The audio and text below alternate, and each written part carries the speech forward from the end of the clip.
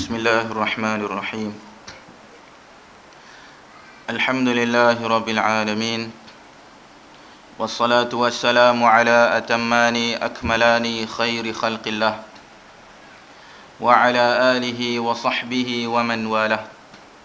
Allahumma la sahla illa ma ja'altahu sahla wa anta taj'alu hazna in syi'ta sahla. Ma sya'allahu kana wa ma lam yasha' lam yakun. Aqulu billahi taufiq.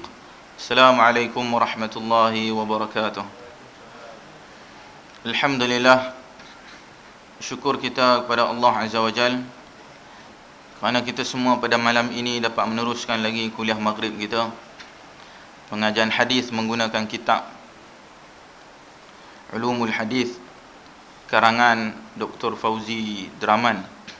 Allah dengan rahmat dan kasih sayang dia telah memberikan kepada kita nikmat kesenangan, kemudahan dan nikmat keamanan untuk kita sampai ke rumah Allah ni. Sebahagian hamba Allah terutamanya daripada etnik Rohingya, daripada Burma, daripada Myanmar, mereka ditarik nikmat keamanan ini. Bahkan mereka diuji dengan ujian peperangan. Ini ujian yang sangat berat. Tinggalkan mereka dibunuh dengan zalim dan kejam, dihalau daripada rumah mereka, tanah mereka sendiri, sehingga kan mereka terpaksa menumpang di negara-negara yang lain. Alhamdulillah kita lihat pada hari ini Turki di antara negara-negara yang sangat ke depan dalam membantu etnik Rohingya. Mudah-mudahan kita semua juga ada sebuah sedikit sumbangan. Ada kekuatan dari segi kewangan, dia bagi kewangan, dari segi fizikal dia sendiri bagi bantuan, atau dari segi politik sekalipun. Siapa yang ada kekuatan politik, tolonglah buat sesuatu untuk menyelamatkan mereka ni. Mudah-mudahan Allah Azza wa Jalla bagi ganti kepada kita sesuatu yang sudah tentu lebih baik lah daripada apa yang kita korbankan sedikit untuk mereka ni. Baik tuan-tuan dan puan-puan dirahmati Allah sekalian, kita membincangkan kitab Ulumul Hadis karangan Dr. Fauzi Draman. Dan Dr. Fauzi Draman pun sekarang masih berada di hospital, saya difahamkan, kerana dia ditetak oleh perompak yang nak merompak rumah dia. Mudah-mudahan kita doa kepada Allah supaya cepatlah Allah menyembuhkan doktor guru kita ini. Mudah-mudahan dia cepat sembuh dan berikan kepada dia kemudahan, terutamanya dalam dia ni untuk kembali berkhidmat kepada masyarakat ni, terutama dalam bidang ilmu dan juga terutama ilmu hadis ni. Baik, tuan-tuan dan puan-puan dirahmati Allah sekalian, hari ini insya-Allah kita akan masuk ke dalam pembahasan kitab ini. Pada kuliah yang lepas kita baru mukaddimah ataupun pengenalan kepentingan kenapa kita perlu mempelajari ulum hadis. Insya-Allah hari ini kita akan masuk bahasan yang pertama, bahasan yang asas yang pertama, iaitulah klasifikasi hadis. Maknanya jenis-jenis hadis, pembahagian hadis, mengikut jenis-jenis pembahagian dia. Hari ini insya-Allah kita akan masuk pembahagian yang umum sahaja. Hadis makna dibahagikan secara umum kepada berapa bahagian? Secara umumnya 3 bahagian. Ini pembahasan yang umum dulu. Barulah kita akan pergi pada pembahasan dia dibahagikan kepada yang diterima ataupun yang ditolak. Yang diterima tu pembahagian dia banyak mana pula, cabang-cabang dia. Yang ditolak itu pembahagian cabang dia tersendiri. Tapi hari ini secara umum dahulu. Umumnya hadis ni bahagi kepada berapa? Secara umumnya bahagi kepada 3. Kepada 3 bahagian. Sama ada hadis qauli, hadis yang menjadi ucapan Nabi sallallahu alaihi wasallam. Dia ucapkan, dia sebut hadis tersebut. Ataupun fi'li, hadis dalam bentuk perbuatan Nabi, perbuatan dia, ataupun orang tengok dia buat apa. Yang ketiganya, hadis dalam bentuk takriri ataupun takrir, pengakuan, ataupun kita katakan ya satu yang didiamkan oleh Nabi, satu yang diakui oleh Nabi, satu yang Nabi tak bantah dia, kita panggil takrir, pengakuan, satu yang diakui oleh Nabi. 3 ni pembahagian yang asas secara umumnya, tak pergi satu persatu lah, secara umum 3 ni. Baik, pertama ya, hadis qauli. Hadis qauli maksudnya sabda Nabi ataupun kata-kata Nabi yang keluar daripada mulut baginda sallallahu alaihi wasallam selain daripada Al-Quran. Selain daripada Al-Quran. Termasuklah kita katakan hadis qudsi tak termasuk dalam hadis qauli ni. Kerana hadis qudsi ia satu hadis yang datang daripada Allah. Ucapan itu datang daripada Allah, tetapi diceritakan kepada kita oleh Nabi dalam maksud tersendiri daripada Nabi itu. Apa yang Nabi fahami daripada ayat itu. Berbanding dengan Al-Quran itu, satu persatu tu daripada Allah. Tetapi hadis qudsi daripada Allah juga disampaikan dengan maksud daripada Nabi. Dengan olahan daripada Nabi. Penceritaan daripada Nabi. Makna tu daripada Nabi. Jadi hadis qudsi kita tak bawa masuk dalam hadis qauli ni. Kerana kita katakan hadis qauli ni yang Nabi sendiri sebut. Nabi sendiri sebutkan kepada kita. Seperti mana sabda Nabi sallallahu alaihi wasallam. Contohnya apa? Innamal a'malu binniyat. Sesungguhnya setiap amalan itu adalah dengan niat. Setiap amalan dengan niat. Setiap amalan dimulakan dengan niat. Setiap amalan dikira, diiktiraf, muktabar dia bagaimana? Berdasarkan niat. Pahala dosa dikira berdasarkan niat. Seperti mana riwayat Al-Bukhari dan juga Muslim. Hadis ni adalah hadis yang sahih. Hadis niat ni hadis yang sahih. Cuma ya, hadis ni adalah hadis yang gharib. Hadis yang gharib. Gharib maksud dia seorang saja. Seorang atau dua orang yang meriwayatkan suatu hadis. Sanad dia tu ada seorang ataupun dua orang. Boleh jadi gharib ni mutlak. Mutlak maknanya dia daripada awal generasi setiap tabaqat tu semuanya gharib. Daripada sahabat Nabi seorang, turun kepada kibar tabi'in ni pun seorang, turun kepada tabi'in lain, sigar tabi'in, semuanya seorang. Seorang saja riwayat satu hadis tu. Boleh jadi kita panggil mutlak. Gharib tu secara mutlak. Ataupun kita boleh kata juga gharib ni nisbi. Dia nisbah kepada sesuatu tabaqat, satu generasi saja. Sahabat Nabi ada ramai riwayat. Turun pada bawah sahabat Nabi ada seorang saja. Gharib juga. Kita kata seorang juga, tapi seorang kat situ saja. Tempat lain tak. Itu panggil nisbi. Bagi kes hadis innamal a'malu binniyat ni, hadis yang mutlak. Gharib secara mutlak. Kerana dia diriwayatkan daripada Umar bin Khattab. Umar seorang saja dapat daripada Nabi. Lepas Umar ni pun ada tabi'in yang lain seorang saja. Lepas tu seorang sampai akhir pun seorang. Setiap tabaqat generasi itu semuanya seorang. Dia panggil mutlak. Secara mutlaknya semuanya ada seorang saja. Gharib secara mutlak. Jadi hadis ni innamal a'malu binniyat ni walaupun dia sahih, tapi dia satu hadis yang gharib. Gharib ni boleh jadi dia kuat, boleh jadi ia lemah. Boleh jadi ia kuat ataupun lemah. Jika ia sahih, ia kuatlah. Tetapi jika dibandingkan dari segi mutawatir, dari segi bilangan perawi, dia berada tingkatan di bawah pada mutawatir lah. Tapi ada gharib yang sahih, ada gharib yang dhaif.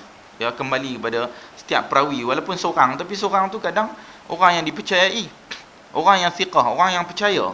Walaupun seorang saja. Contohnya macam hari ni kita tengok tak ada iklan dekat papan tulis tu kan. Papan putih tak ada iklan kuliah kan. Tapi seorang saja yang beritahu kata ada kuliah hari ni. Yang WhatsApp saya. Dia WhatsApp semalam kot, kata kuliah hari ni. Dia seorang saja tahu kot, orang lain tak tahu. Tapi adakah yang sahih? Ya khabar yang sahih. Memang kuliah hari ni pun. Cumanya seorang tu saja yang tahu. Orang lain tak tahu. Mungkin orang tak perasan dan sebagainya. Tapi apabila dia tu seorang, katakanlah dia AJK kat sini, dia orang dipercayai lah. Kalau dia cerita. Kalau dia bukan AJK, ataupun dia, kita tengok, dia bukan ahli qaryah sini, dia datang kuliah ni, dia sebulan ni 1-2 kali je dia datang. Jadi kalau orang dengar daripada dia, kita kena pastikan dulu. Sebab dia ni barangkali dia lupa ataupun dia silap, dia bukan orang yang bertanggungjawab dalam masalah ni. Jadi dia kembali kepada masalah perawi itu balik, kena cek orang tu balik. Kalau dia tu seorang yang thiqah dipercayai, maka dia jadi sahih. Walaupun seorang saja cerita benda ni. Walaupun seorang saja. Jadi hadis ni di antara hadis yang walaupun seorang saja cerita tapi hadis yang sahih. Yang satu hadis yang sahih. Baik, jenis ni merupakan yang paling banyak didapati. Jenis qauli ni paling banyak, majoriti hadis kebanyakan dia jenis qauli. Nabi sendiri sebut dengan mulut dia. Dia sebut dengan percakapan dia sendiri.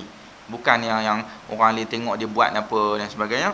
Kebanyakan daripada hadis qauli, kebanyakan hadis. Baik. Hadis qauli ni dari segi hukum, hadis qauli, percakapan dari segi hukum, dia ada kekuatan dia tersendiri. Para fuqaha mereka ni berbeza pandangan tentang hukum hadis qauli. Ada yang menganggap hadis qauli ni hukum dia wajib. Hukum dia wajib. Bila Nabi cakap, benda tu jadi wajib. Sebahagiannya macam tu. Dia faham macam tu. Sebahagian fuqaha. Sebahagian lagi faham hadis qauli ni tak semestinya wajib. Tapi dia ada kekuatan dia. Kalau banding dengan yang lain, yang ni lagi kuat. Kalau banding dengan fi'li, perbuatan Nabi. Kalau Nabi buat, dengan Nabi cakap, cakap lebih kuat daripada buat. Cakap lebih kuat daripada dia diam. Cakap lebih kuat daripada yang dia tak bantah sesuatu, dia akui. Dia lebih kuat percakapan. Ini majoritinya sepakat pada masalah dia lebih kuat. Tapi kuat tu takat mana? Adakah kuat tu sampai jadi wajib? Tak semestinya. Boleh jadi sunat muakkad, boleh jadi sunat saja, boleh jadi wajib. Ia perlukan dalil yang lain. Semata-mata kita nak kata ini Nabi cakap, kerana semata-mata dia cakap, tak semestinya jadi wajib. Contoh yang kita ambil satu praktikal yang dalam kehidupan kita. Masalah kita membersihkan hidung. Cuci hidung kita panggil istinsyak. Istinsyak ni, adakah dia wajib ataupun sunat? Kalau dia kata wajib, basuh hidung ni wajib ketika mana berwuduk, berdasarkan hadis-hadis Nabi yang Nabi suruh, dia perintah kita untuk basuh hidung. Dia suruh basuhlah hidung. Bila dia suruh basuh, satu percakapan dia jadi wajib. Sebahagian yang menggunakan kaedah ni. Tetapi kalau kita nak kata ia wajib, semata-mata Nabi suruh dia buat, suruh kita buat. Di dalam Al-Quran tak ada perintah untuk membasuh hidung. Dalam Al-Quran bila Allah perintah, ya ayyuhalladzina amanu idza qumtum ila shalah faghsilu wujuhakum. Wahai orang yang beriman, apabila kamu bangun, kamu berdiri untuk solat, maka basuhlah wajah kamu. Kenapa Allah tak suruh basuh hidung, basuh mulut, dia suruh basuh muka? Kenapa Allah suruh basuh muka? Kerana basuh muka itulah yang rukun, yang wajib. Itulah yang wajib. Selain daripada basuh muka, tak wajib. Basuh hidung, basuh mulut, kumur mulut, basuh tangan sebelum basuh muka, itu semua tidak wajib. Kalau kita nak katakan ia wajib, perlukan dalil yang kuat, yang lebih jelas, nyata, nak mewajibkan dia. Kemudian, bagi masalah basuh mulut ni pula, basuh mulut, berkumur mulut, dia jadi sunat. Kerana kumur mulut ni, hadis-hadis kumur mulut, Nabi kumur. Dia tak suruh kumur. Dia perbuatan, dia buat. Dia kumur, tapi dia tak suruh. Jadi, hidung ni, basuh hidung ni, jadi pertikaian sebab adanya suruhan, adanya hadis qauli ni, percakapan daripada Nabi, dia bercakap, betul dia suruh basuh hidung. Jadi ya mungkin wajib, mungkin juga ya jadi sunat. Tapi yang jumhur pandangan ya sunat saja berdasarkan ayat Al-Quran ini. Itu salah satu contoh bila hadis percakapan dia jadi wajib. Ya jadi wajib. Begitu juga contoh-contoh yang lain hadis percakapan seperti mana aurat lelaki. Aurat lelaki ni paha. Adakah paha ni aurat ataupun tidak bagi lelaki? Jadi pertikaian. Kerana kalau dari segi hadis qauli, percakapan Nabi, adanya hadis yang Nabi larang ataupun Nabi sebut al-fakhidhu aurah. Aurat ni ataupun paha lelaki ni adalah aurat. Al-fakhidhu aurah. Paha ni adalah aurat. Bila Nabi kata dia sebut paha ni aurat, seolah menunjukkan paha ni dia adalah aurat dan wajib ditutup. Tetapi datangnya hadis-hadis yang lain, bahkan hadis yang agak kuat dalam Sahih Al-Bukhari, dengan lafaz bahawa Nabi sallallahu alaihi wasallam dia buka paha dia ni. Maksudnya dia buka paha ketika mana dia menaiki unta. Jadi kita tengok hadis ni Nabi dia buka paha dia. Yang ni dia kata paha dia aurat pula. Maka bagi siapa yang pegang kaedah ni, terus dia akan ambil yang ni. Dia akan ambil hadis qauli ni, dia kata wajib tutup aurat, dan aurat ni adalah antara aurat yang apa dibuka ya adalah satu perbuatan yang haram. Ia wajib bagi kita. Melihat kepada kaedah hadis qauli ni. Itu antara beberapa contoh sajalah.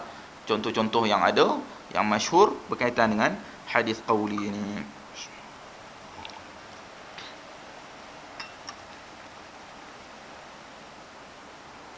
Baik, kita pergi ke bahasa hadis yang kedua, iaitu hadis fi'li.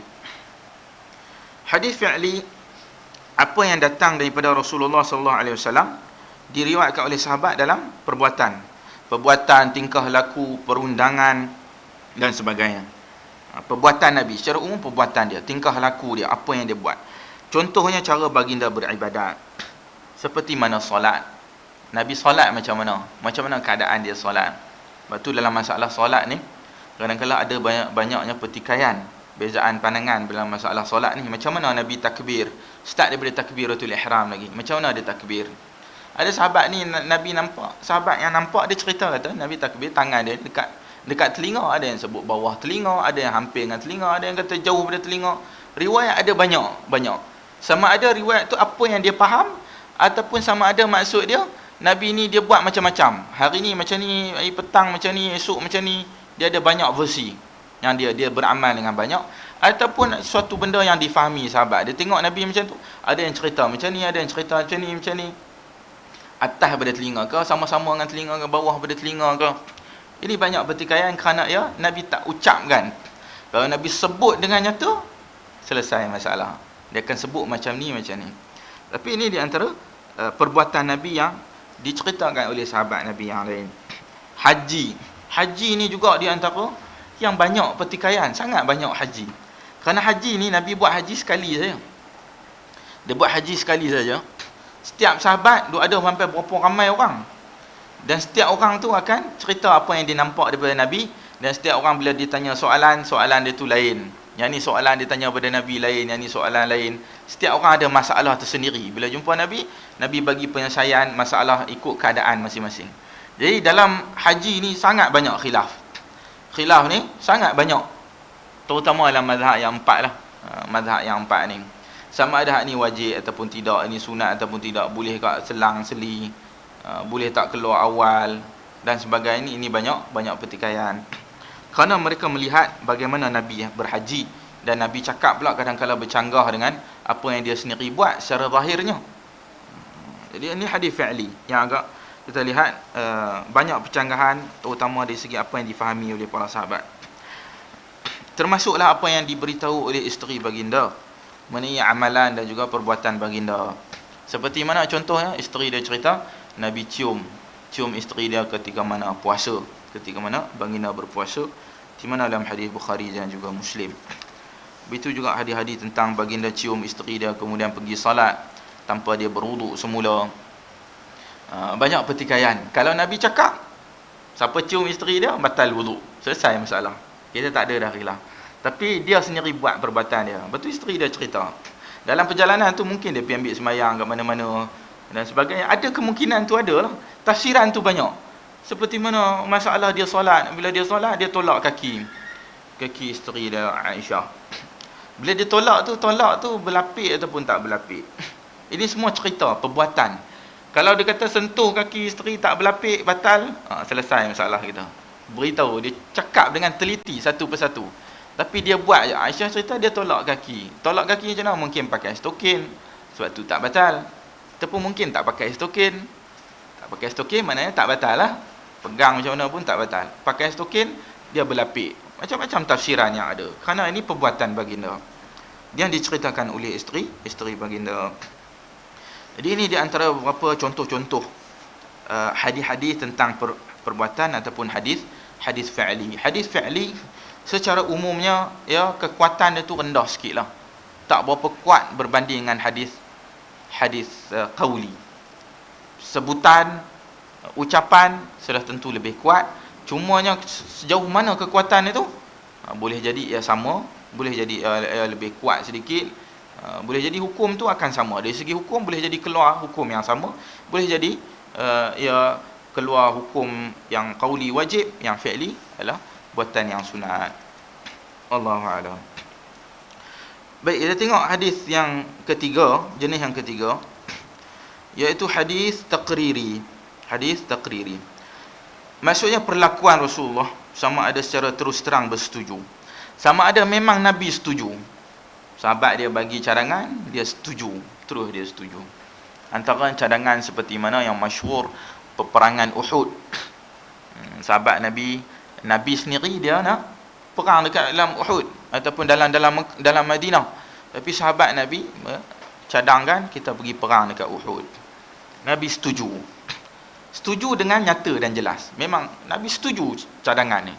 Dia pun pergi dengan nyata dan juga jelas. Ataupun dia secara diam, dia diam saja. Diam tengok sahabat buat apa, dia diam. Dia tak kata setuju, dia tak kata bantah, dia diam saja. Yang tadi itu memang betul-betul dia beritahu aku setuju. Yang ni dia diam saja. Dan tidak menampakkan tanda-tanda bantahan terhadap buatan tersebut. Dia tak bantah. Tanda-tanda dia bantah ke tak ada. Dia diam, senyap saja. Sama ada begitu, setuju ke ataupun dia diam, senyap, ataupun dia tak bantah, tak bagi respon tanda-tanda apa pun untuk bantah, maka ia dikira sebagai pengakuan, satu pengiktirafan, takrir. Antara contoh-contoh dia hadis daripada Ibnu Umar radhiyallahu an yang meriwayatkan Nabi sallallahu alaihi wasallam bersabda kepada kami semasa kepulangan kami daripada peperangan Ahzab. Kami balik daripada perang Ahzab, apa Nabi pesan kepada kami? Jangan siapa pun di kalangan kamu solat asar kecuali di kampung Bani Quraidah. Kecuali di kampung Bani Quraidah. Hadis riwayat Bukhari Muslim. Baik. Nabi pesan kepada mereka, jangan siapa pun solat asar kecuali kat kampung Bani Quraidah. Masa nak balik tu, Nabi pesan, solat asar jangan solat kat mana pun kecuali dekat kampung Bani Quraidah. Mereka ni berjalan, jalan-jalan balik sampai waktu asar masuk, mereka dalam perjalanan lagi. Para sahabat ada sebahagian yang melihat larangan tu dalam bentuk asal. Dia tengok zahir asal larangan tu, mereka tak salat kecuali setelah sampai di perkampungan Bani Quraidah, walaupun waktunya telah luput. Maknanya siapa yang tengok zahir, ini yang faham zahir. Sebahagian sahabat dia faham zahir, dia pun pergi. Bila selagi tak sampai kat kampung Bani Quraidah, selagi tu tak salat. Walaupun habis dah asar, masuk maghrib, tapi kita tak sampai lagi, kita kena juga solat kat sana. Kena juga solat kat sana. Sedangkan asar dengan maghrib ni dua waktu yang tidak boleh dijamak. Tak boleh jamak dua waktu ni. Tak boleh jamak. Asar dengan zuhur, maghrib dengan isyak. Dua ni tak boleh lah. Melainkan sama ada dia solat ganti ke, qada ke dan sebagainya. Dia tak boleh untuk solat jamak. Jadi mereka ni yang faham zahir, dia langgar walaupun masuk waktu maghrib pun dia tetap pergi dan solat di sana. Sebahagian sahabat yang lain dia memahami larangan tu bertujuan untuk menggalakkan mereka ni supaya cepat jalan. Maknanya Nabi pesan, maksud di situ adalah jalan tu cepat, balik tu bagi cepat supaya waktu asar sampai dah kat kampung Bani Quraidah. Kena berjalan dengan cepat. Jangan duduk slow, jalan bagi cepat supaya waktu asar mesti kena sampai dekat perkampungan Bani Quraidah. Lalu mereka solat asar dalam waktunya dan semasa dalam perjalanan. Kemudian diberitahu kepada Rasulullah sallallahu alaihi wasallam baginda memperakui tindakan kedua-dua golongan tersebut. Nabi takrir dua-dua pun Nabi kata betul. Yang kata pergi walaupun dah habis waktu asar pun betul. Yang kata pergi balik dengan cepat sebelum waktu asar pun, yang tu pun betul. Kedua-duanya betul.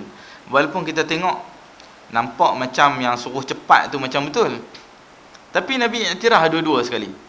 Yang cepat pun ataupun yang lambat pun, kedua-duanya Nabi iktiraf betul. Tapi kita nampak macam seolah-olah yang suruh cepat itulah, itu maksudnya daripada hadis Nabi. Itu antara takrir. Nabi memperakui, Nabi kata dua-dua ni betul. Sebab itulah kita lihat munculnya mazhab zahiri. Satu mazhab yang dipelopori oleh Ibn Hazm. Ibn Hazm sebelum dia itu Daud Al-Zahiri, walaupun mereka ni bukannya anak murid dan guru. Mereka jauh, tak pernah berjumpa pun. Tapi pengasas Daud Al-Zahiri kemudian dikembangkan oleh Ibn Hazm. Mazhab zahiri, dia tengok zahir saja.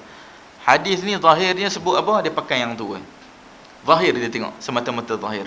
Nabi sebut macam mana, yang itulah. Dia tak takwil. Dia tak pusing ke mana pun, tak ijtihad. Dia tak pergi jauh, dia pakai apa yang zahir.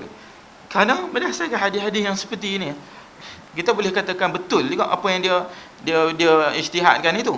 Apa yang dia faham itu. Kalaulah tak ada pencanggahan yang nyata, pencanggahan yang nyata tak ada, tak apa, kita boleh terima. Tapi kalau bercanggah dengan nyata, walaupun dia zahir, kita kena tolak lah. Kita kena tolak. Contoh-contoh di antara beberapa contoh antaranya seperti mana lemak khinzir. Dalam mazhab zahiri, lemak khinzir boleh dimakan. Kerana dia lemak, dia bukan daging. Quran, Allah sebut dalam Quran, laham. Laham ni daging saja. Lemak tak masuk. Antara pandangan dalam mazhab zahiri. Tapi pandangan ni kita tolak, kita kata dia tak muktabar, tak boleh kerana ada pencanggahan yang nyata. Pencanggahan yang nyata. Jika tidak, maka zahir kadang-kala mazhab zahiri lebih rajih dalam masalah, lebih kuat. Lebih kuat dalam masalah kadang-kala mazhab zahiri ni kerana dia melihat kepada zahir.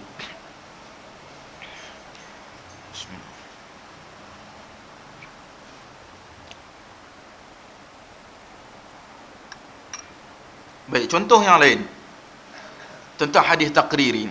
Antara contoh yang lain di mana perakuan baginda sallallahu alaihi wasallam terhadap orang Habsyi yang memperlihatkan yang mereka ni buat latihan ataupun kata tarian pedang di dalam masjid, seperti mana riwayat Al-Bukhari dalam sahih. Kisah tentang orang Habsyi, mereka ni buat tarian pedang, sampai ke hari ni pun kita ada lagi lah di kalangan bangsa Arab.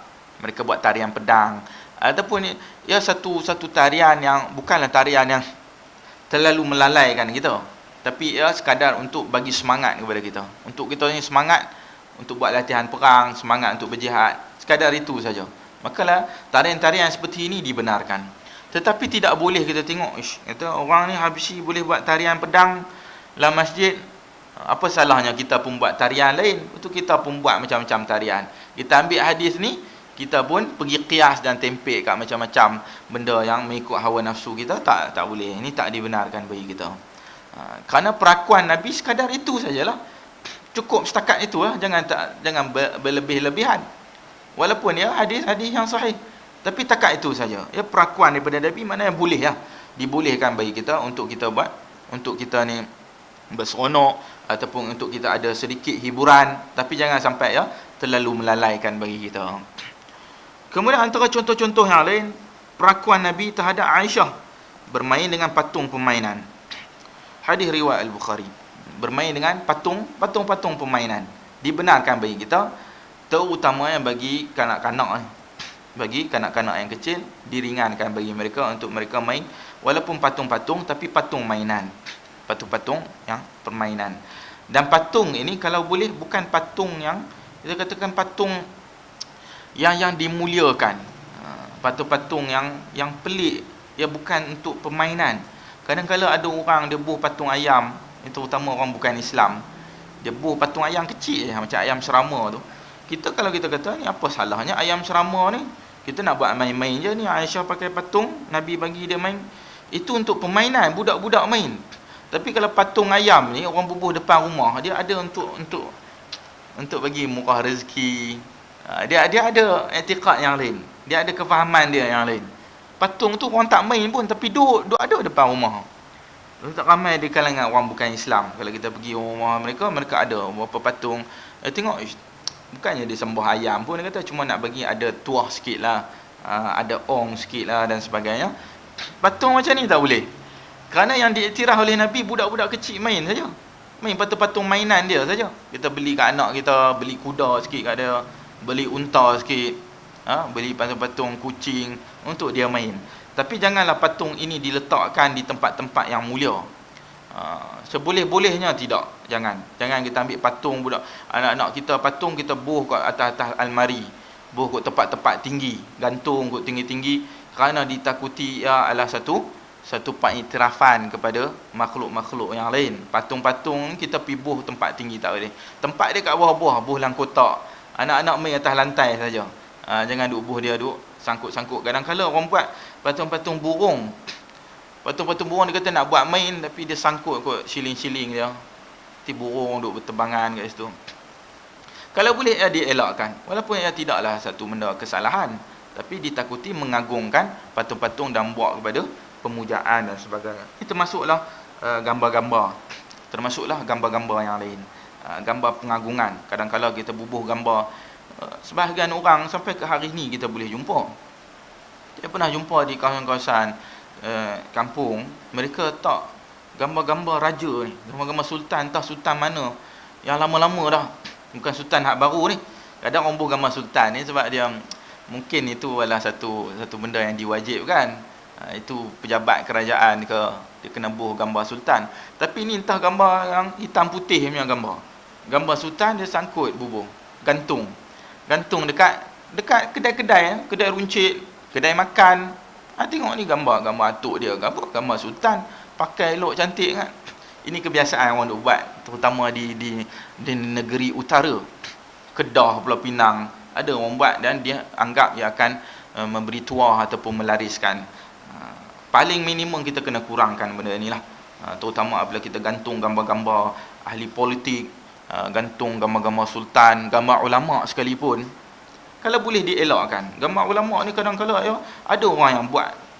Ulama tu tak tahu apa pun, dia entah duduk kat mana, duduk kat negara lain, tiba gambar dia orang ambil, orang duk gantung-gantung kat rumah kita. Gambar ulama apa kita buh dalam ni, buh dalam album kita. Buh dalam album kita.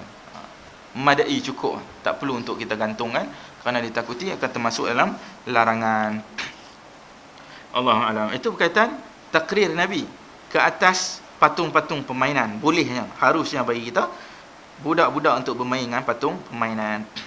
Kemudian perakuan baginda terhadap Khalid Al-Walid radhiyallahu an, sahabat Nabi yang sangat masyhur, digelar Saifullah, pedang Allah, dan dia di antara yang berjihad, yang kuat berjihad, banyak berjihad, di antara mastermind yang membuka kota Palestin.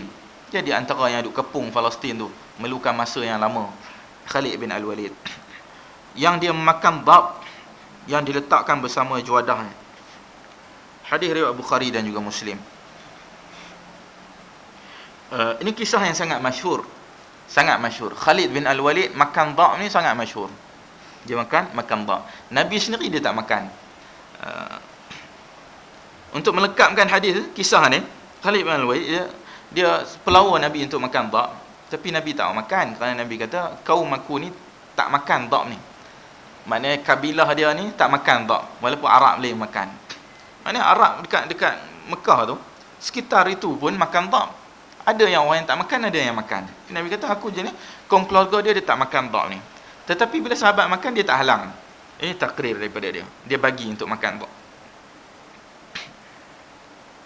Dhab ni biasa orang buat minyak lah. Buat minyak dhab, jarang orang makan lah. Sampai Arab hari ni pun sangat jarang makan. Di mana saya berada di Madinah dulu. Di Madinah, dhab liar ni masih ada. Masih ada. Bahkan dekat padang pasir universiti tu pun ada dhab liar duk berlari, dia duduk dalam tanah. Dia ada lubang tanah, dia duduk masuk dalam tanah.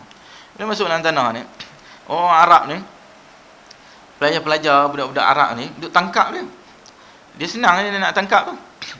Dalam lubang tu dia buat tali, macam tali untuk gantung, tali gantung orang.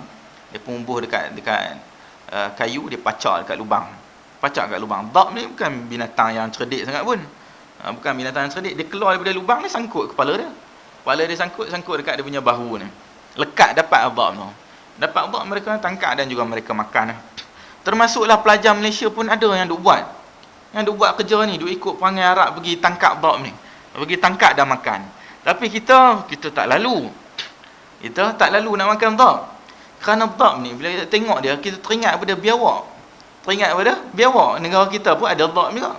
Tapi dhab kita, dia tak duduk dalam padang pasir, tak duduk dalam lubang. Dia duduk lubang juga, tapi lubang-lubang longkang. Dia duduk dalam longkang. Jadi bila teringat dhab kita duduk dalam longkang, kita tak lalu nak makan lah. Minyak dia boleh, tapi nak makan daging dia, tengok pelik sangat. Macam cicak pun ada, macam biawak pun ada. Jadi gelilah nak makan. Tak makan tak ada masalah. Bahkan Nabi pun dia tak makan.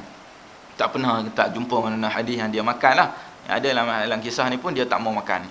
Tapi halal lah tak? Halal untuk makan. Kerana berdasarkan takrir ni lah, pengakuan dia bagi untuk kita makan. Jadi kita boleh lah, kalau siapa teringin nak makan, pergilah makan. Tapi tak tahu negara kita ni ada ke tak dhab ni. Kadang dia masak dengan nasi buat mandi saja kan. Kita boleh ni usulkan kepada poknik kita kan. So buat mandi dhab, nasi arak mandi. Masak dengan dhab. Kalau ada orang mau makan lah, kita bagi dia masak. Dia halal. Yang penting adalah makanan yang halal. Dan apa yang diriwayatkan oleh Abdullah bin Umar, hadis daripada Abdullah bin Umar, Ibnu Umar, katanya kami berkata sedangkan Rasulullah sallallahu alaihi wasallam masih hidup, dan orang yang paling afdal selepasnya adalah Abu Bakar, Umar dan juga Uthman. Rasulullah sallallahu alaihi wasallam mendengar dan tidak membantah terhadap kata-kata kami itu. Hadis riwayat Bukhari dan juga Abu Dawud. Ini kata-kata Ibnu Umar. Ibnu Umar dia duduk di sekeliling Nabi, kemudian dia kata orang yang paling afdal selepas Nabi Abu Bakar, kemudian Umar, kemudian Uthman. Dia sebut 3 orang, Abu Bakar, Umar dan juga Uthman. Dia sebut depan Nabi, kemudian Nabi senyap, Nabi diam. Maknanya Nabi akui, Nabi takrir. Dia kata betul lah ni. Mana apa yang Ibnu Umar cakap ni betul lah. Orang yang paling afdal lepas Nabi Abu Bakar, Umar dan juga Uthman. Sebab itu ahli sunnah dia berpegang dengan susunan inilah. Berdasarkan hadis ini, berdasarkan takrir ini, kita susun Umar, Abu Bakar, kemudian Umar, kemudian Uthman, kemudian Ali lah. Ada khalifah, 4 khalifah yang utama. Tetapi dalam sebahagian mazhab Syiah, yang paling ringan sekalipun, Zaidiyah yang paling ringan pun, dia kata Ali nombor 1. Itu antara titik perbezaan yang paling ketara di antara Syiah Zaidiyah. Yang dikatakan Zaidiyah ni sangat hampir dengan Ahlu Sunnah. Sangat hampir, tetapi dia tak mau mengakui Abu Bakar tu adalah yang terbaik. Dia bubuh Ali juga nombor 1. Ali juga nombor 1, kemudian barulah Abu Bakar. Tapi pada sama dia tak kafirkan, dia tak kata Abu Bakar jahat. Kalau sekadar itu, barangkali kita panggil Zaidiyah. Tapi hari ini kita sangat sukar untuk kita cari Zaidiyah ni. Nak jumpa tak ada dah Zaidiyah ni. Zaidiyah yang duk ada dekat Yaman pun dah bertukar dah. Dia jadi Rafidah dah. Dia jadi kejam, dia zalim, dia suka perang. Bahkan mereka ni mengkafirkan para sahabat Nabi. Zaidiyah pada hari ini kita nak cari sangat sukar. Nak cari yang setakat dia kata Ali ni paling afdal. Itu saja dia kata. Yang lain tak ada beza. Tak jumpa dah, tak tahu kat mana kita nak cari. Ia dah berevolusi, dah terpengaruh dengan Syiah-Syiah yang lain, terutamanya Rafidah ni. Jadi Ibnu Umar dia cakap depan Nabi, tapi Nabi senyap lah. Nabi akui yang ni adalah apa yang disebut Ibnu Umar ni adalah betul. Jadi kita beberapa perkataan daripada sahabat Nabi ni, antaranya kami berkata sedangkan Rasulullah masih hidup, kunna nara, kami berpandangan, kami melihat, kami beranggapan ini dan ini, kami buat ini sedangkan Nabi masih lagi hidup, kami buat begini sedangkan Al-Quran turun. Contoh macam hadis riwayat Tirmizi, hadis yang sahih, kami makan dan minum dalam keadaan berjalan. Kami makan dan minum dalam keadaan berjalan, sedangkan Al-Quran turun. Kenapa Al-Quran turun tu tak melarang kami daripada makan dan minum dalam keadaan berjalan? Maknanya dibolehkan bagi kita. Kalau ada keperluan lah, sebaik-baiknya duduk. Tapi kalau ada keperluan, kita pergi makan, pergi kenduri, meja semua habis. Tak ada meja, kerusi pun tak ada. Jadi kita pun ambil bihun sup ke apa, kita duduk berdiri makan macam tu. Kalau tak ada meja. Ataupun kadang-kadang hari ni orang bukan Islam ni, dia duk perkena kita. Dia buat satu majlis makan, dia tak bubuh kerusi. Ini banyak kadang kat hotel pun macam tu. Kerusi pun tak ada. Dia buat meja makan, dia bagi satu meja bulat. Meja bulat kat tengah tu ada tiang sikit, kerusi tak ada. Semua orang kena berdiri duk makan macam tu. Kita nak makan dalam keadaan begitu, maka kita makan dan berdiri. Berdasarkan hadis-hadis yang sahabat Nabi sebut, Al-Quran sedang turun, sedangkan kami makan dan juga minum dalam keadaan berdiri. Mana Al-Quran tak turun untuk larang kami. Ini di antara ayat-ayat ataupun perkataan-perkataan macam ni yang selalunya ada dalam hadis. Contohnya seperti sahabat Nabi sebut, kunna nara, kami ni, kesemua Nabi, sahabat Nabi, kami menganggap bahawa menyediakan makan khusus untuk orang yang datang ke untuk apa? Untuk orang yang datang ke rumah, untuk dia datang dan melawat mayat ni. Kita panggil pada hari ni, kita panggil apa istilah yang ada hari ni? Layat apa layat? Ada kadang orang panggil layat. Pergi tengok mayat lah. Dia pergi tengok mayat. Bila kita pergi tengok mayat, kita ni orang tuan rumah akan jamu kita makan. Tuan rumah jamu kita makan. Sahabat Nabi sebut, kami melihat pada menjamu orang makan yang datang untuk makan ni adalah sebahagian daripada meratapi mayat itu. Meratapi mayat itu. Kemudian Nabi tak bantah. Nabi tak bantah perkataan ini. Nabi tak kata boleh dan sebagainya. Jadi ia satu takrir. Ia satu pengakuan. Satu, tak ada satu larangan. Ataupun ayat Quran turun larang ke, hadis Nabi sahabat lain larang ke, ada tak sahabat lain canggah pandangan ke, tak ada. Jadi sebaik-baiknya kalau kita pergi rumah orang tu sakit, ataupun kita pergi rumah orang-orang yang dah meninggal, orang dah mayat dah yang dah meninggal. Kita pergi, kita sendiri bawa makanan. Kita bawa makan, bagi makan dekat dia.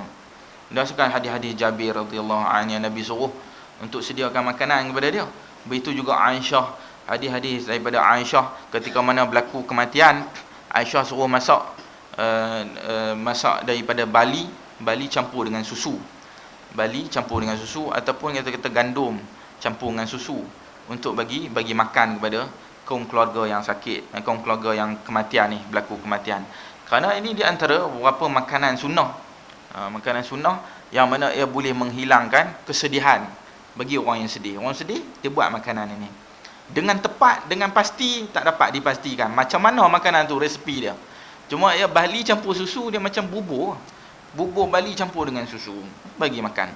Bagi makan siapa? Bagi makan tu keluarga hak sedih tu, hak duk nangis sedih, dia baru kematian tu. Tapi bukannya kita yang pergi bantai lahap, kita yang pergi makan.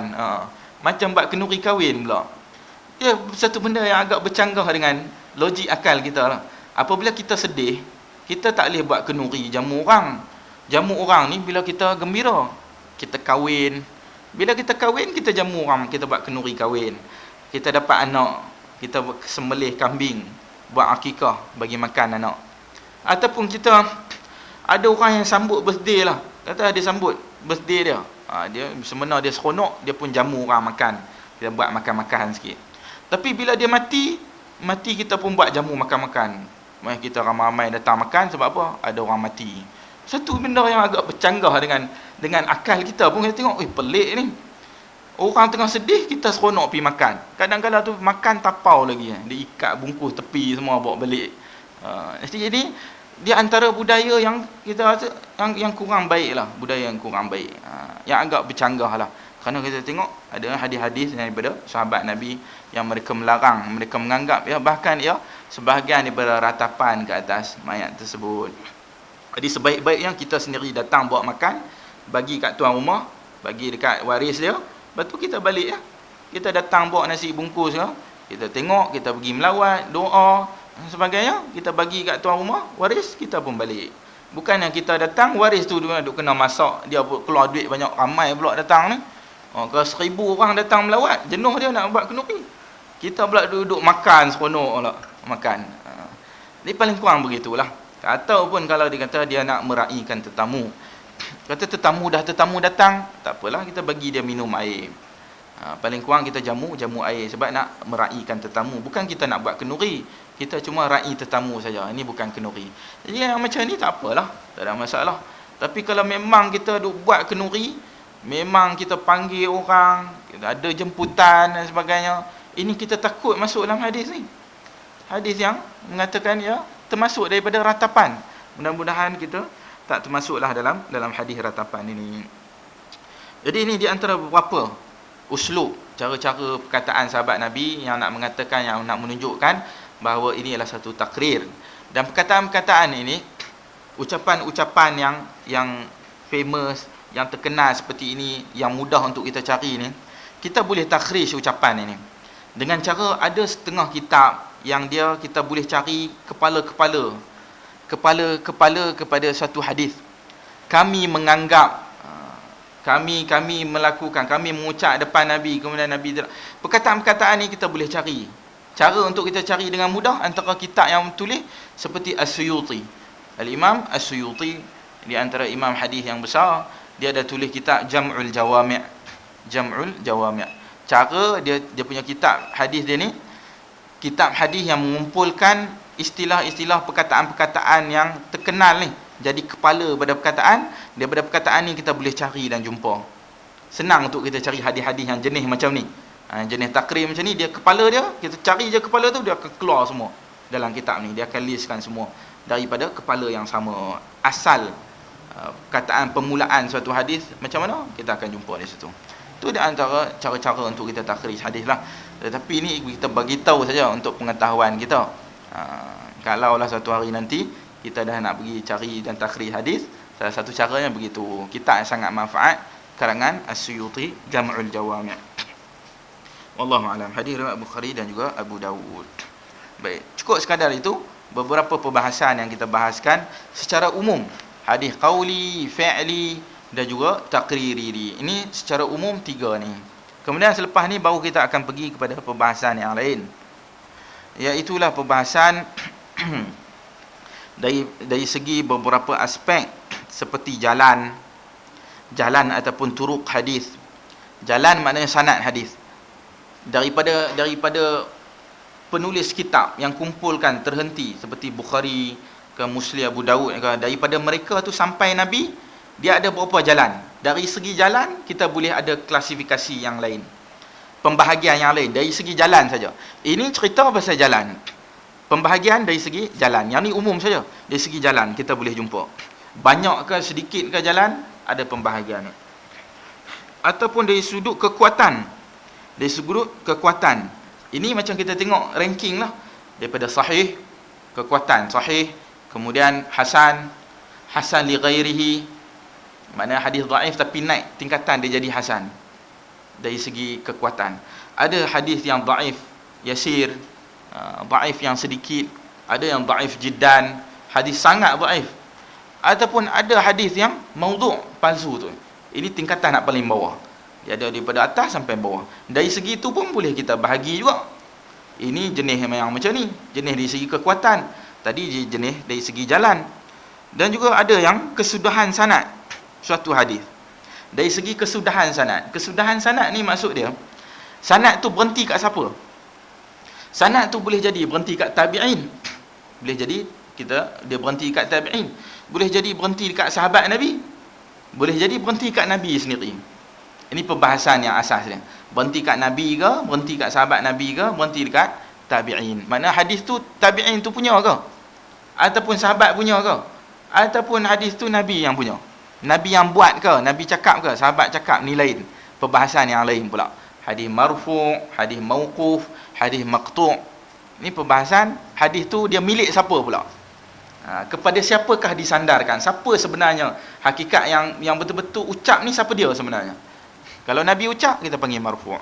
Sahabat ucap kita panggil mauquf. Kalau tabi'in ucap kita panggil maqtu'. Dan lain-lain. Dia ada banyak perbahasan yang lain. Cuma ni secara contoh yang umum saja kita nak beritahu permulaan dia lah. Tapi kajian ni dia sebut kita tak akan sentuh sepenuhnya lah. Sepenuhnya kita tak sentuh. Tetapi cuma kita nak pergi pembahagian yang asas sajalah. Tak sentuh setiap satu persatu. Tapi kita penekanan kita lepas-lepas ni kita akan tekankan kepada perbahasan diterima ataupun ditolak. Yang tu yang paling penting. Perbahasan yang tu yang paling penting, fokus utama kita, kekuatan dan kelemahan. Berbanding fokus-fokus yang lain itu penting juga, tetapi kepentingan tu taklah kuat, tak sekuat mana juga. Contoh macam kalau kita bahas dari segi jalan, kita klasifikasikan jalan. Yang ni jalan banyak, yang ni jalan dia kurang sikit, mutawatir ataupun kita kata masyhur, dia ni banyak kurang sikit, aziz kurang lagi, gharib yang paling kurang, satu ataupun dua jalan saja. Pembahagian ini tak berapa penting sangat, kerana yang penting sahih ataupun tidak. Ada satu jalan pun kalau sahih ya. Itu yang paling penting yang kita nak tahu. Sahih ke ataupun tak sahih. Dia banyak macam mana pun dari segi kekuatan saja, tetapi kita nak tahu kalau banyak mutawatir pun hadis ni sahih. Tak mutawatir pun sahih. Yang paling penting sahih ataupun dhaif. Jadi penekanan kita insya-Allah selepas pada ni kita akan lebih tekankan kepada perbahasan kuat ataupun lemah suatu hadis, terutamanya tentang masalah kekeliruan di antara hadis hasan, hadis dhaif dan juga hadis yang sangat dhaif. Ini sangat keliru. Tiga ni tempat yang kita kata grey area, tempat-tempat yang kelabu. Kalau hadis palsu habis lah, selesai masalah. Palsu orang tak kacau sangat. Hadis sahih tak kacau sangat. Tapi kalau hasan ni ada masalah yang banyak. Hasan, batu hasan li ghairihi, hasan bukan dia sendiri, hasan dia daripada dhaif, dia naik pangkat, ataupun hadis ni dhaif yang sedikit, ataupun dhaif yang sangat dhaif. Ini yang berlaku, bahasan yang sangat banyak, dan kita akan tumpukan pada perbahasan yang ni, terutamanya yang inilah. Wallahu taala alam.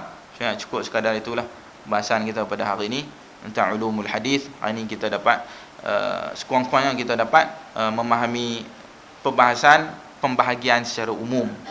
Sama hadis ni qauli, di mana kita sebut qauli ni lebih kuat, ataupun fi'li dia kurang sikit dari segi kekuatan hukum berbanding dengan qauli. Dan juga yang ketiga, takriri, dan beberapa contoh-contoh daripada setiap pembahagian ini. Allahu a'lam. Jika ada sebarang soalan sebelum kita berhenti.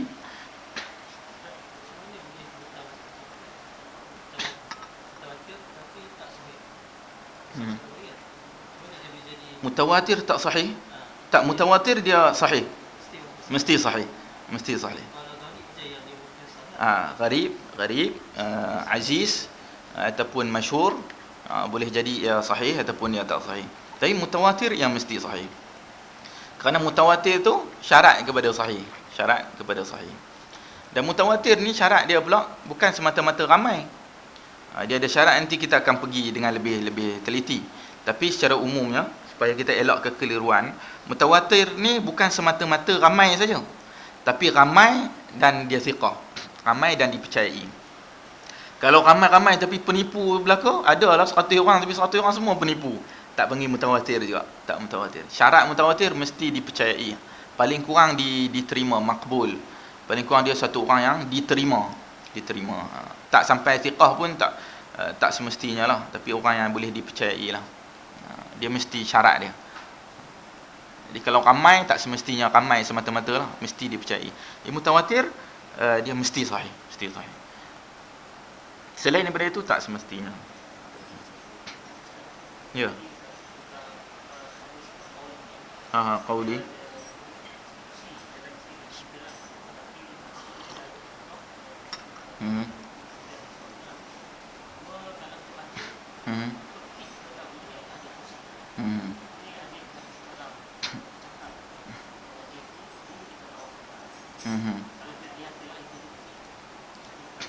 Baik, macam mana nak bezakan?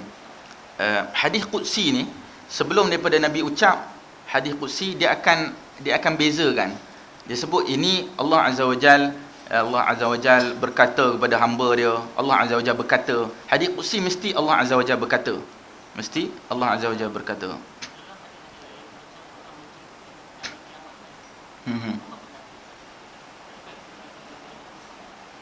Boleh kita katakan ya hadis qudsi pada perkataan itu saja. Tentu macam dia cerita, tapi bila ada pada perkataan Allah berkata, ataupun Allah memandang pada satu orang dengan pandangan sebagainya, kalau dia sandar saja kepada Allah, tetapi dengan ayat tu ayat Nabi. Jadi kita kata itu hadis qudsi juga. Hadis qudsi, bukan perkataan Nabi. Hadis qudsi.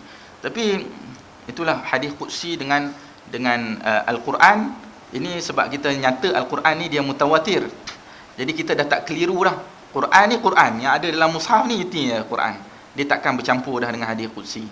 Cuma yang kita keliru, hadis qudsi ni dengan hadis Nabi ni, hadis qauli Nabi ni dengan qudsi, macam mana nak beza? Bezanya dengan kalau dia ada sandar Allah, disandarkan kepada Allah, yang ni kita kata qudsi. Hadis ni qudsi. Kalau yang Nabi sendiri sebut tanpa dia beritahu dia sandar kepada Allah, yang tu yang Nabi sendiri sebut.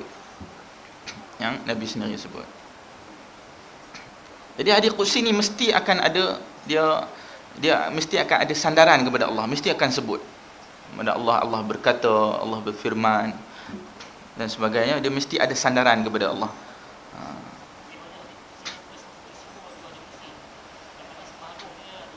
Boleh jadi separuh. Tentu hadis Nabi tengah bercakap dengan satu hal yang lain, tiba-tiba bercampur dengan hadis qudsi ni, campur dengan hadis qudsi. Tak semestinya daripada awal sampai habis, dia bercampur-campur lah di antara hadis Nabi yang lain. Cara untuk mengenali ialah kalau dia sandar kepada Allah.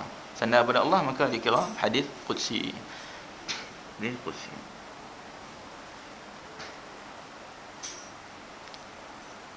Allah. Ada soalan yang lain sebelum kita berhenti?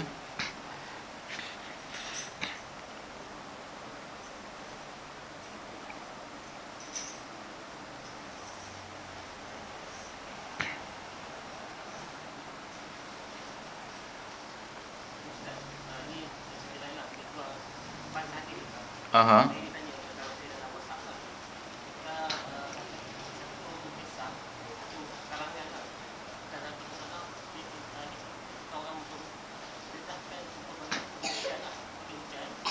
Ketika hujan.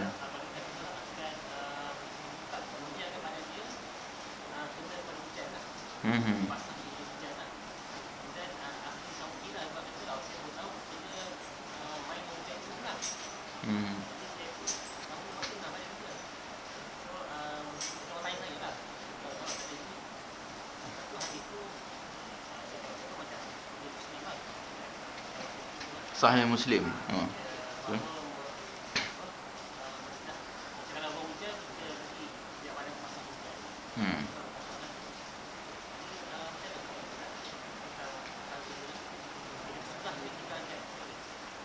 Tentang sunnah hujan ya. Memang ada dalam hadis yang sahih, terutama dalam Sahih Muslim, tentang Nabi bila dia hujan dia akan pergi tadah badan dia kepada hujan. Tetapi dia ada tafsiran yang pelbagai lah dalam bagi di kalangan ahli hadis. Dia syarah hadis ni macam-macam cara. Antaranya yang mereka sebut hujan tu sekejap saja. Pada permulaan hujan sekejap saja. Dia pergi main dengan hujan sekejap, bukan lama. Macam kita hari ni, kita main hujan lama, siap mandi, berkubang apa semua dalam tu kan. Dalam sejam, lepas tu kena tarik telinga balik rumah. Itu bukan begitulah. Yang dimaksudkan sekejap saja. Ataupun mereka taksirkan pada hari ini, dia tak sesuai lagi lah pada zaman ini. Kerana zaman ini kita ada hujan terutama pada awal hujan. Kalau tu hujan tu boleh jadi hujan asid. Dia bawa segala benda yang berbahaya, bahan kimia sebagai asap tu. Kalau kita duk pergi mandi tu, akan menjejaskan kita. Boleh jadi ya menjejaskan kita pada hari ini. Jadi dia tafsiran ni pelbagai lah. Cuma saya ingat kalau kita katakan hujan tu turun dan kita pergi mandi tu pada pertengahan hujan, biar bagi selesai dulu masalah-masalah segala hujan-hujan asid apa semua ni. Kemudian kita pergi tadah badan kita atau kita mandi hujan ni sekejap, dalam tempoh yang sekejap. Maka inilah yang dibuat maksud dalam sunnah ni, dalam hadis ni. Kerana kalau lama pun akan menjejaskan dia pula. Mungkin boleh dia jadi demam, sakit, kan memberi fitnah pada sunnah. Tapi kita nak nafi tak boleh nak nafi lah. Kerana hadis tu memang sahih. Memang hadis yang sahih. Jadi kalau hadis yang sahih kita tak boleh tolak, kita kena tafsirkan. Tafsirkan dia, jamakkan dengan maksud-maksud yang lain atau lihat pada syarah yang lebih kita kata sesuai dalam masalah ni. Kita yang paling sesuai itulah. Mungkin dia mandi sekejap dan juga mandi pada pertengahan hujan lah, bukan pada awal-awal hujan. Wallahu a'lam. Tapi seperti mana kita kata mandi hujan pada hari ni tak samalah. Mangkali tak samalah. Sehingga kalau kita mandi lama, kalau mandi lama boleh menyebabkan sakit dan sebagainya. Wallahu a'lam.